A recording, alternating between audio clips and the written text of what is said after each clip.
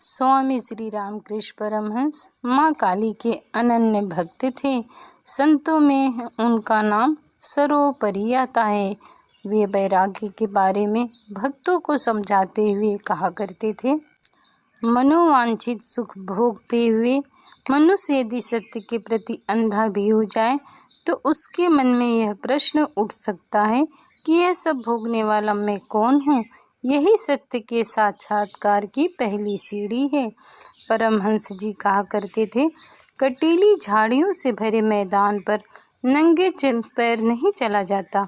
उस पर चलने के लिए या तो पूरे मैदान को चमड़े से ढक देना होगा या फिर अपने पैरों में चमड़े का जूता पहनना होगा। पूरे मैदान को चमड़े से ढकना असंभव है, अतः पैरों में जूता पहनना ही उपयुक्त है। इसी तरह ही इस वासनापूर्ण संसार में असंख्य कामना वासनाओं की पीड़ा से छुटकारा पाना हो तो सभी वासनाओं की पूर्ति हो जानी चाहिए या फिर सभी का त्याग कर देना चाहिए। परंतु वासनाओं की पूर्ति कभी संभव नहीं है, क्योंकि एक वासना की पूर्ति करने जाओ तो दूसरी वासना आ खड़ी होती है। इसलिए ज्ञान, विचार और संतोष के द्वारा वासनाओं का त्याग करना ही उपयुक्त है। स्वामी रामकृष्ण परमहंस कहते हैं, दांत को खुजलाते समय आराम तो मालूम होता है, पर बाद में उसी जगह असह्य जलन होने लगती है। उसी तरह संसार के भोग भी ऐसे ही हैं। शुरू में तो बड़े सुखप्रद मालूम होते हैं, परंतु बाद में उनका परिणाम अत्यंत भयंकर और दुखमय होता है।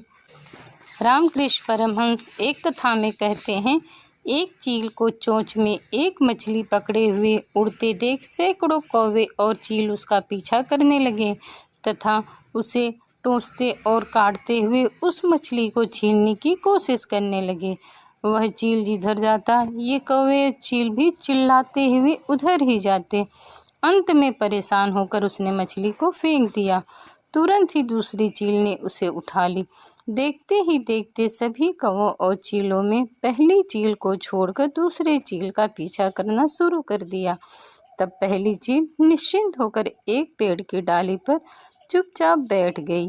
उसकी शांत और निश्चिंत अवस्था को देख अवधूत ने उसे प्रणाम करते हुए कहा, तुम मेरी गुरु हो। तुमने मुझे सिखाया कि संसार की वासनाओं और उपाधियों को छोड़ देने में ही शांति मिल सकती है, वरना महान विपत्ति झेलनी पड़ती है।